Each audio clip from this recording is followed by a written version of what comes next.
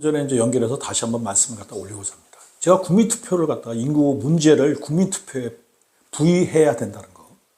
그거에 대해서 충분히 말씀드렸고요. 자, 다시 한번 그걸 갖다 말씀드리고서 시작하고자 합니다. 국민투표에 부의를 해서 그것이 인구 문제가 인구 감소 극복을 국민이 찬성하게 된다 그러면 자, 어떤 정책을 시행할 때 국민투표에 대해서 국민투표가 전제가 되지 않은 상황을 일단 제가 한번 그 말씀을 갖다 올리겠습니다. 그 어떤 정책을 시행할 때요, 태클이 너무 많이 들어와요. 아, 이래서 안 된다. 뭐 저래서 안 된다. 돈이 없다. 기타 등등 뭐 이래서 입법을 갖다 하는데도 뭐 태클이 많이 들어오고요. 그리고 대통령이 이런 정책을 갖다 시행하려고 그러는데도 거기에 대해서 정치권 쪽에서도 이런 얘기 저런 얘기 많이 합니다.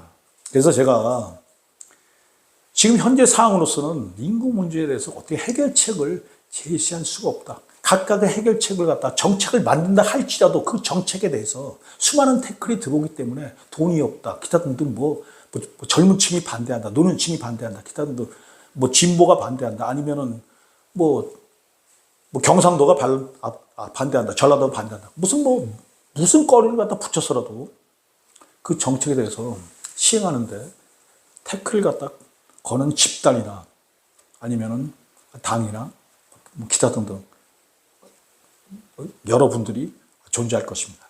그래서 제가 국민투표를 통과하게 된다 그러면 인구감소 극복을 우리가 선택할 것인가 아니면 그것을 갖다가 포기하고 지금처럼 살아갈 것인가 그것을 갖다 국민투표에 붙여갖고 그것을 갖다 통과하게 된다 그러면 그럼 모든 문제가 일시에 잘라져 나간다는 것입니다. 자, 영국의 사례를 다시 한번 들겠습니다. EU에 대해서 그걸 갖다가 EU에 잔존할 것인가 아니면 EU를 갖다 탈퇴할 것인가에 대해서 영국인들이 수없이 싸웠어요. 그냥 야당하고 여당하고 싸우고 국민들끼리도 뭐 싸우고 막 난리를 쳤습니다. 그것에 대해서 해결책은 단 하나밖에 없는 것입니다. 국민투표에 의해서 영국이 EU 탈퇴를 결정하고 나니까 그걸로 끝난 것입니다.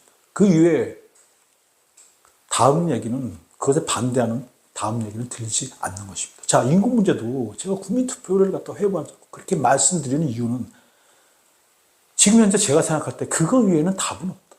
왜냐하면 방송을 통해서 정치인을 통해서 아니면 기타 등등 연예인을 통해서 여러 가지 방법을 통해서 이렇게도 해보고 저렇게도 해보자. 제가 수없이 말씀을 갖다 올렸습니다. 그러나 그런 것을 시행할 때마다 수없이 댓글이 들어오는 것은 그거는 현실적인 상황이고 그것을 갖다가 일시에 단칼에 아주 날카로운 칼로 잘라버릴 수 있는 유일한 길은 직접 민주주의에 의한 국민투표뿐이라는 것을 제가 말씀드립니다. 자, 그리고요.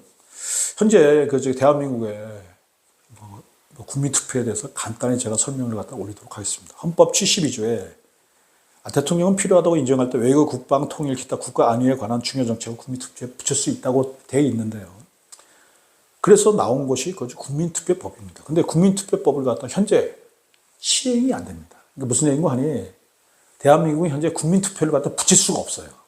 그것이 현재 대한민국의 현실입니다. 그렇게 벌어진 이유는 뭐냐면 현재 대한민국은 국민투표법에 의해서 국민투표를 갖다 실시를 못합니다. 즉 대한민국이 현재 국민투표를 못해요.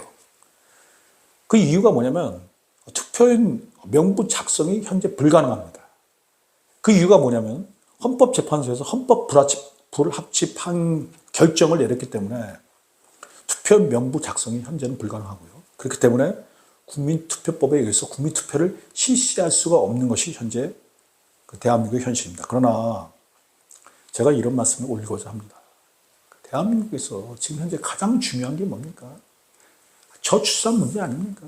1년에 수십 조씩 투자하고도 성과를 거두지 못하고 끝없이 합계 출산율이 추락하는 아니, 어떻게 작년 4분기 합계 출산율이 0.65란 말이에요. 제가 말씀드렸죠. 여자 두 분 중에서 한 분은 안 낳고 한 분은 애 하나 낳는 게 합계 출산율이 0.65다. 이건 정말 비극적인 일입니다.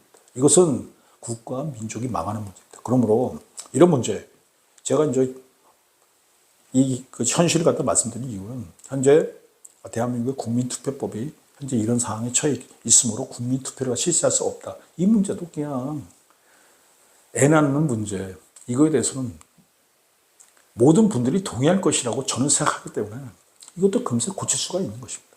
이것도요, 국민투표법도요, 결국은 여당과 야당 간의 투쟁에 의해서 이게 문제가 있는 거거든요. 자, 그래서 제가 국민투표에 의해서 인구 문제를 해결하는 것이 현재 제가 생각하는 유일한 답이라는 것을 제가 말씀드립니다. 그거 이외에는 어떻게 방법이 없다. 수많은 태클과 수많은 이익이 다른 단체들, 또 젊은 사람들의 생각. 나는 애 낳기가 싫어요. 나는 솔로로 살아가고 싶어요. 나는 집이 없어서 애를 낳기 싫어요. 기타 등등. 이런 것들을 갖다 일시에 해결할 수 있는 근원적인 힘을 국민투표는 줄 수가 있다는 것을 제가 말씀드립니다. 자, 그러면서 제가 연결해서 이런 말씀을 갖다 올리고자 합니다.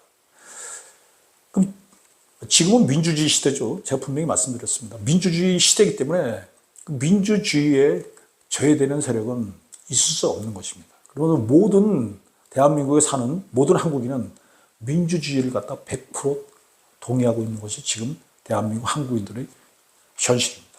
자, 근데 제가 역사적인 것을 갖다 한 가지 이런 말씀, 역사를 갖다 섞어서 이런 말씀을 갖다 한 가지 올리고자 합니다.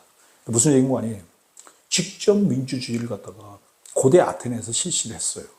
고대 아테네에서 직접 민주주의를 실시를 했고요. 원래 민주주의의 기본은 직접 민주주의입니다. 근데 고대 아테네는 사안마다 직접 민주주의를 선택을 했어요. 그러니까 사안마다 직접 민주주의를 해요. 왜냐하면 거기는 고대 아테네는 시민들의 인구가 적었거든요. 몇만 명밖에 안 됐습니다. 그러니까 그게 가능했고요. 직접 민주주의를 통해서 사안을 갖다 해결하다 보니까 이런 사례가 한 가지 걸렸죠. 소크라테스가 악법도 법이라는 그런 얘기를 갖다 했습니다. 근데 그것은 일반인들이 악법도 법이라는 그거 자체를 갖다 그대로 믿는 것 같아요. 근데 내가 보는 관점은 그렇지 않습니다. 고대 아테네인들이 소크라테스를 갖다 추방시키라는 그런 직접 민주주의를 갖다 실시를 했어요. 그래서 소크라테스는 그 직접 민주주의에 순응할 수밖에 없는 그런 상황입니다. 그러니까 직접 민주주의에 순응할 수밖에 없는 그런 상황 속에서 소크라테스는 악법도 법이다 그러고 사약을 먹고 그러고 죽었습니다. 자, 그래서 제가 이런 말씀을 갖다 올립니다. 민주주의의 근원은 직접 민주주의입니다. 직접 민주주의를 갖다가 실시하고 제가 원하는 것이 바로 민주주의입니다.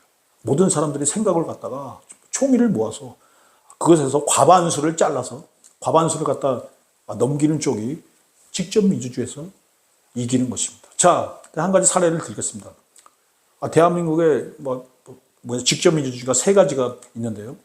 대통령 선거, 그 다음에 국회의원 선거, 그 다음에 지방자치 선거. 이 세 가지가 있습니다. 자, 지금 현재 권력을 보겠습니다.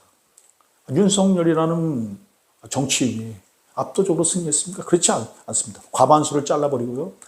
과반수에서 1%를 더 득표하지도 못했지만 대통령으로서의 모든 권한을 행사하고 있는 것이 바로 직접 민주주의의 힘입니다.